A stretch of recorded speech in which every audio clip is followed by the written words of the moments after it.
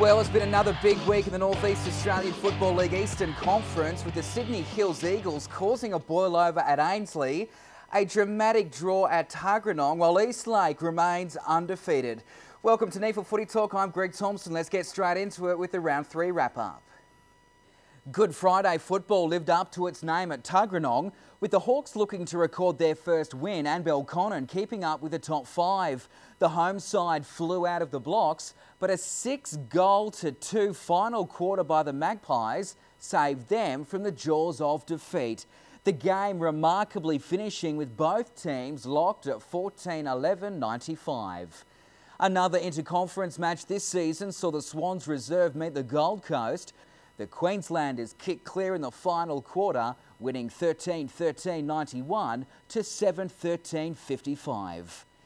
Ainsley has suffered their second loss in a row in a thrilling contest in the nation's capital against the Sydney Hills Eagles.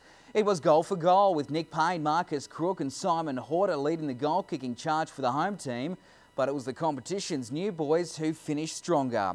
Matt Edwards was hard to shut down. He finished the day with 5.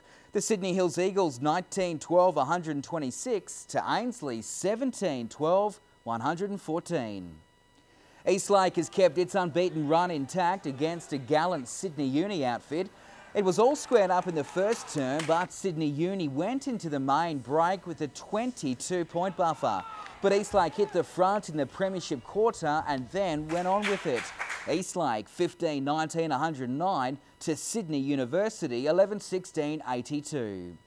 And the UWS Giants were unable to tame the Lions. The boys from Brisbane were better in Blacktown, winning 15-19-109 to the UWS Giants 12-9-81. Plenty of action from the weekend. Well, thanks for being with us. So good to have your company. And our co-host for this week is the Eastlake coach, a very happy Eastlake coach, Anthony Bourke. Welcome to the program, Anthony. Thanks, Greg. Cheers, mate. Very nice to have you on board. Mate, tell us about your early playing days before we talk about Eastlake, AFL player back in the 90s with Carlton. Yes, mate. It was a great experience. 5 years down there. Played a few senior games towards the end of the decade, and yeah, it was good to be able to take some of that experience on now into some coaching. How many games did you play off the top of your head? Kick any sausage rolls? No, mate. Not very effective at all. 4 games. I think it took to my 3rd game to get my first kick, so it wasn't a glorious career you dream of as a child, but it was a great experience. Well, we had Mark Dragicevic from the Tuggeranong Hawks sitting in this seat from last week when he lined up for the Richmond Tigers. We had a look at some photos from his early days, a ripper segment, thousands of hits on feedback, and we've done the same for you, mate. Oh, thanks, mate. I can't wait to see them. You feeling a bit nervous? A little bit, yeah. All right, let's take a look at some of the big fella back in his glory days. Here's the first one. Wow, when was that taken? That was 96, centenary AFL badge there. Look at the hair, mate. What's happened there? Yeah, the old afro. I don't know if it was trendy back in the day. Doing some of your fine work there? Yes, mate. That was one of my very few marks in AFL footy. Oh, wow. Yeah, the big gollywog, definitely a hit back in the late 90s. Mate, you started something with those photos, didn't you? I mean, athletes these days go for the afro. Yeah, that's right, mate. It was just one of those things. I hated it growing up, but then I suppose you just come to accept what you're given with your hairdos. Good period to be a part of Carlton in the 90s. Obviously, premiership success in 95. It must have been a good time to be a part of it all.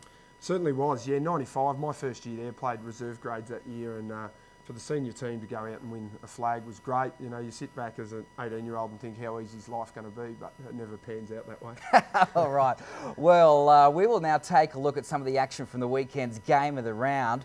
The Sydney Hills Eagles beating Ainsley in what was an absolute ripper contest. We called it live on neafl.com.au. It was a seesawing game, and of course, the Hills Eagles star recruit in Ryan Houlihan, former Carlton player, of course, Anthony. He was great out there on the field, and of course, it was a surprise result. Not many people were expecting it. The Tricolours, their 3rd home game in a row. They went down by 12 points, and of course, Anthony, you were there at Ainsley as an assistant coach for the best part of 5 years. Are you surprised by their recent form? We don't normally see Ainsley lose 2 in a row. No, definitely. They're a quality outfit, especially over the last few years. Played in the last 3 grand finals here locally. So I expect them to slide into the final 5 in some position towards the end of the season. Well, the Sydney Hills Eagles are proving that they are a premiership contender after that weekend result. And NEAFL Footy Talk caught up with both of the coaches after the game.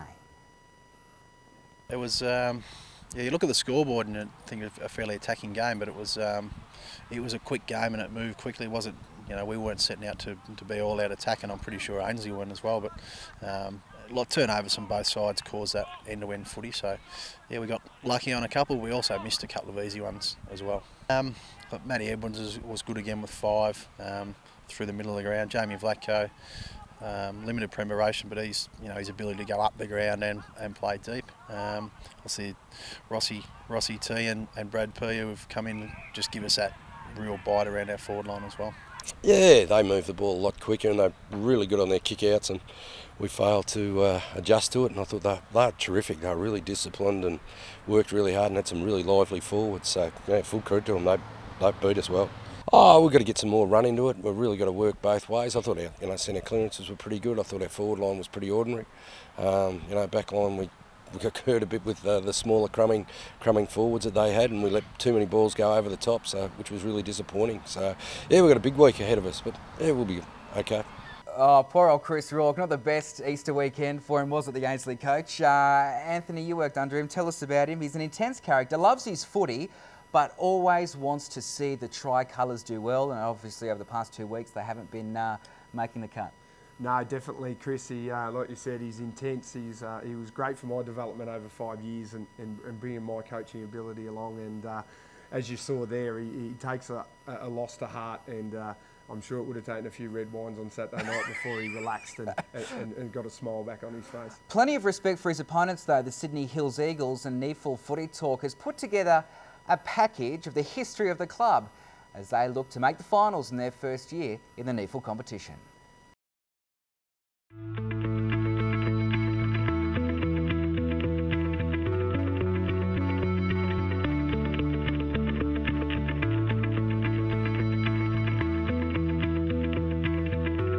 We were lucky. We obviously knew that there was a fair chance a year ahead that we'd put a submission in and be a good chance of getting it. So we won the last 3 premierships in Sydney AFL, which would give us a core group of players who are used to working hard and they know what it's about. Thomas head. Here's another chance. Dimmery, plenty of time. Right foot kick. Does it sneak through? Yes, it does. Our expectation is, obviously we've come from a recent history of always competing and striving to be as good as we can be.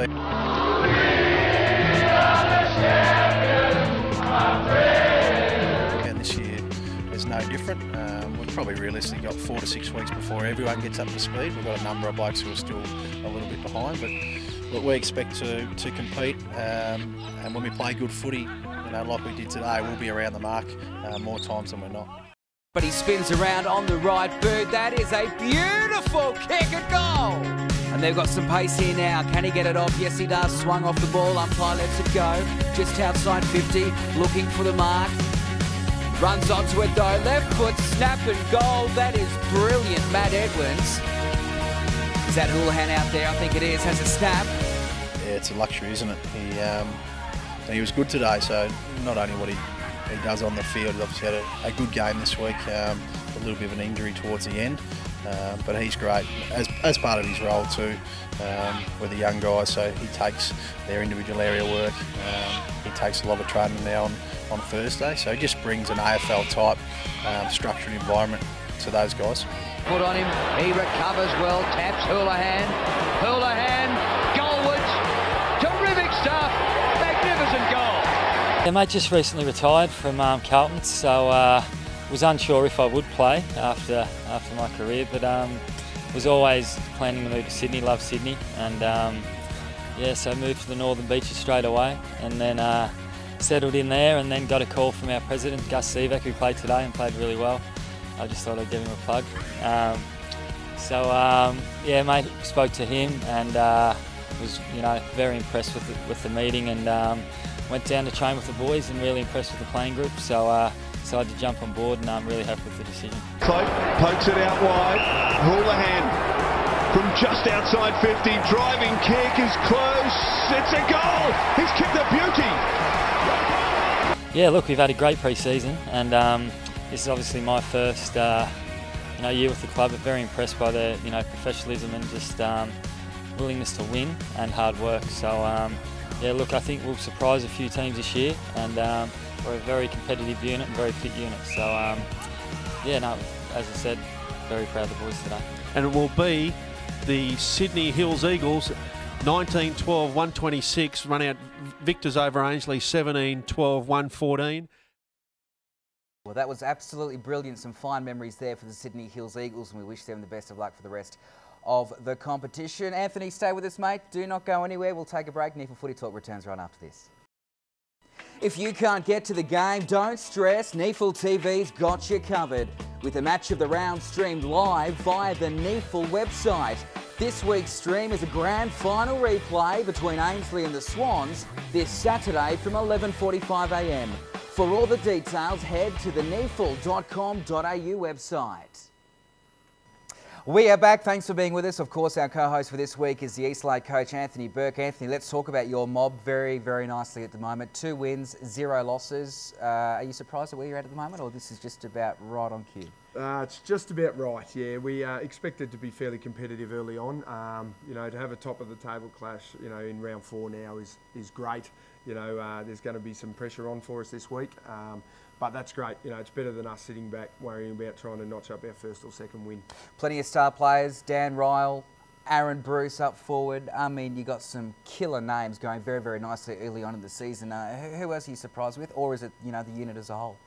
Some of our young guys and a few guys we sort of challenged. Nick Perry down back, one of our key back. He's moved to that position this year. Has been really solid for us. Mitch Frail into the ruck's been good. Hayden Armstrong and Liam Flaherty, a couple of young blokes across half forward. So we're really wrapped with the way we're heading at the moment. Well, as you mentioned, it is a top of the table clash. We'll take a look at the NEAFL Eastern Conference ladder as we head into round 4 of the competition. And as you can see, it's the Queanbeyan Tigers on top, followed by your boys Eastlake, the Hills Eagles, who we saw earlier in 3rd. They're on 8 points as well, followed by Belconnen, and the Sydney Swans round out the top 5. Ainsley, the reigning Eastern Conference champions, are still outside of it. Tuggeranong gets the 2 points after their draw, and Sydney Uni, who have been very competitive so far this year, and the UWS Giants round out the competition ladder. It is going to be an absolutely huge weekend of NEAFL footy this weekend. As we mentioned, a grand final replay kicks things off between Ainsley and the Swans reserves at Ainsley Oval from 11:45 on Saturday. That game is being broadcast live on the internet. neafl.com.au has all the details. Don't forget to upgrade your flash player. I will be there alongside Trevor Lond, who did a ripper job. How good's my commentary going? Yeah, very good. Trev's an entertaining man too. So you've had some great co-hosts, but you're doing a great job, mate. It's been fantastic for the competition. Thank you very much. That was exactly what I was after. All right, let's take a look at the other games. Tuggeranong and Sydney University at Greenway. Sydney Uni's first trip to the nation's capital so far this season. That'll be a close one as well. Anthony, where do you see this one going? Tuggeranong, Sydney Uni. We had Tuggeranong our first game, which was round 2 after they had a bit of an off day against Queanbeyan. They were very competitive against us. We were, very taken aback by their attack on the ball early. We got out with a nice win out of that one, but with Sydney Uni coming to Canberra, we played them on the weekend on a nice small ground, which is their home ground up in Sydney, and I just think the wide expanses of Greenway might be a bit much for them, and I'll probably see Tuggeranong run out winners there. All right, should be a ripping contest. The third game of the NEAFL Eastern Conference is the UWS Giants playing host to the Sydney Hills Eagles. That game is being held at Blacktown International Sports Park Sunday morning from 9 a.m, early start. The UWS Giants, they've been competitive all year. They are desperate to get their first win on the board.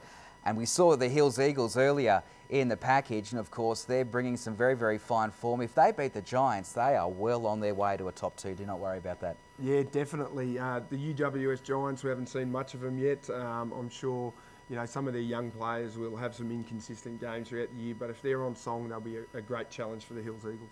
All right, that should be a great contest as well. And the final game of the round sees Queanbeyan and Eastlake Dairy Farmers, 2 p.m. Sunday, the 15th of April. The winner goes to the top of the ladder. That is a huge prize to be playing for.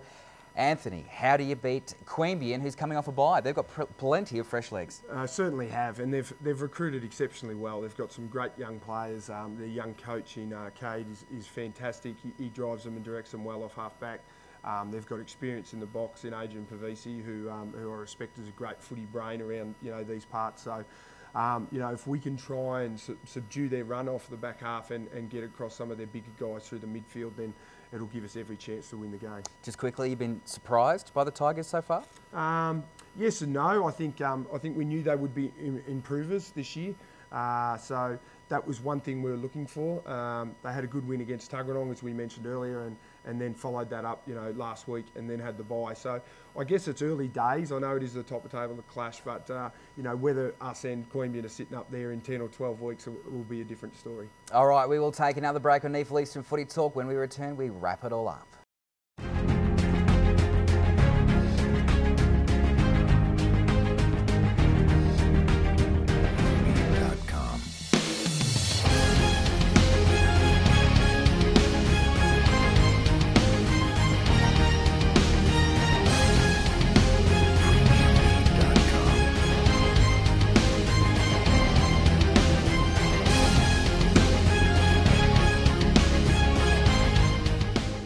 Welcome back to NEAFL Footy Talk. Thanks for being with us. It's just about time to go, but before we do, there are plenty of ways you can keep in touch with us here at the NEAFL Eastern Conference. Of course, Twitter, Facebook, and the brilliant website, neafl.com.au. Anthony, are you up with all this social media stuff? I'll try to, yes. I'm on it a little bit, so just dabble my fingers in a bit. What's your Twitter address?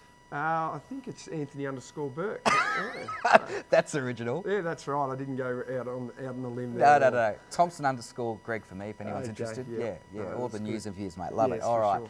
The crowds have been brilliant for NEAFL fixtures across the nation's capital and in Sydney. Brilliant stuff. Get out there and support your team. It's going to be a ripper. Top of the table clash Sunday. Queanbeyan going head to head with Eastlake, and of course a grand final replay at Ainslie Oval. Anthony Bourke, best of luck to you against Queanbeyan this weekend. Thanks very much. Yeah, hopefully we can get away with the 4 points. And you have absolutely nailed it sitting in this chair. Too easy. Thanks, Might see you again. Yeah, hope to. All right, mate. Great. Anthony, good on you, champion. Thanks so much for your time. Thanks for watching. I'll see you in the commentary box this weekend for the grand final replay. But until next week on NEAFL Eastern Footy Talk, I'm Greg Thomson. Bye for now.